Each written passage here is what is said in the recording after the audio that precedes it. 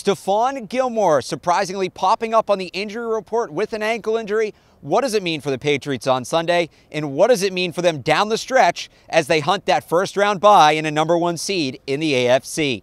This is the Fox Sparrow Report. I'm Alex Barth. He is Evan Lazar. We are brought to you by the good folks at 1-in-100.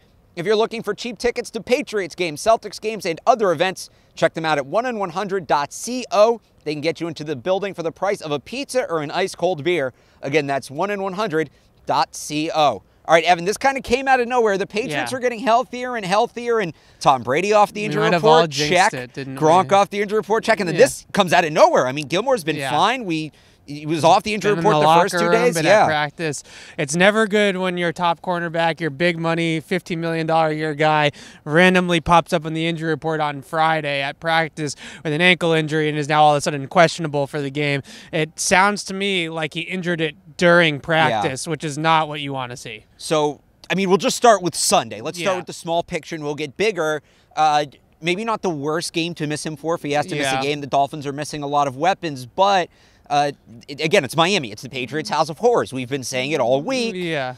How worried should we be? Well, I think that the interesting thing about this Dolphins team, even though they're without Albert Wilson and they might be without Danny Amendola, is that they are actually pretty deep at the wide receiver position. You know, Devontae Parker, Kenny Stills. If Danny Amendola plays, Danny Amendola, all three of those guys are viable NFL receivers. They would be starters or top three guys on pretty much every team in the league. You know, say maybe a few of the really stud teams at wide receiver, but most teams. So I think that really what it puts a lot of pressure on the guys behind STEPHON Gilmore to maybe step up and take some of those snaps away from Gilmore. It doesn't sound, at least right now, that Gilmore is going to be able to play 100% of the snaps. You know, maybe he has to take a series or two off to spare that ankle injury. I think he's going to play, and he was talking to reporters in the locker room today, which is usually good news. That usually means that, yeah, he has a minor injury, but it's not anything serious.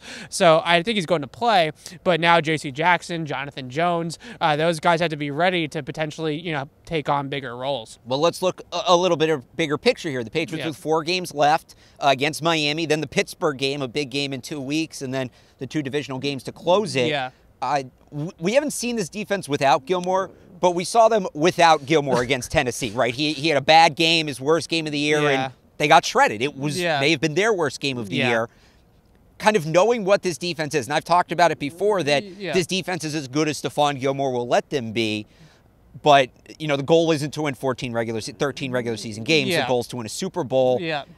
If this is something serious, or even if it's something minor that could become something serious, how much wiggle room do the Patriots have? You mentioned needing to take series off down the stretch here, and how important now is it to clinch the division on Sunday and make sure they can get Gilmore the time off he needs? Yeah, well, I think that they're definitely going to need him against Pittsburgh, right? Because now we're talking about Antonio Brown and Juju Smith-Schuster and maybe one of the best wide receiving groups in the entire NFL.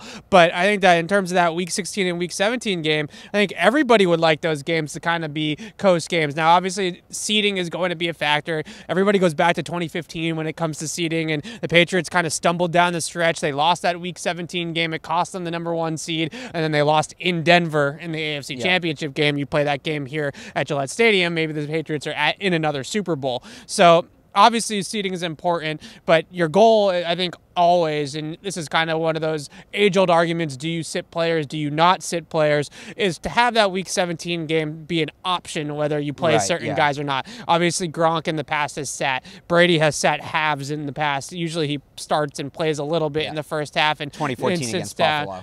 Sits down in the second half. Gronk has just missed the entire game for rest purposes. Maybe STEPHON Gilmore gets one of those veteran days off in Week 17 if this ankle injury is serious, but we have no clue. I mean, this literally just happened just now. No one really has any information on it yet.